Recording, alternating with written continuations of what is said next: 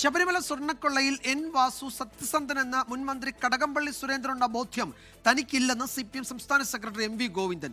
സർക്കാരിനും പാർട്ടിക്കും സ്വർണ്ണക്കൊള്ളയിൽ യാതൊരു ഉത്തരവാദിത്വവുമില്ല എന്നും MV ഗോവിന്ദൻ 24-നോട് പറഞ്ഞു. 24-ന്റെ ഫോർ ദ പീപ്പിൾ പരിപാടിയിലായിരുന്നു MV ഗോവിന്ദന്റെ ഈ പ്രതികരണം. മാഷ് അപ്പോൾ സ്വർണ്ണക്കൊള്ളയാണെന്ന് മാഷ് സമ്മതിക്കുന്നുണ്ട്? ഞാൻ ഒരു കാര്യവും സമ്മതിക്കുന്നില്ല. കാരണം എന്താ പറഞ്ഞാൽ അതെല്ലാം പൂർണ്ണമായിട്ട് മനസ്സിലാക്കി അന്വേഷിച്ച് ആവശ്യമായ തെളിവ് വരട്ടെ, അന്നേരം നമുക്ക് പറയാം. ഇപ്പോൾ A. പത്മകുമാറിന്റെ അറസ്റ്റും അറസ്റ്റ് ഞങ്ങൾക്ക് പ്രശ്നമില്ല. അതിനപ്പുറം പറയണ്ടല്ലോ.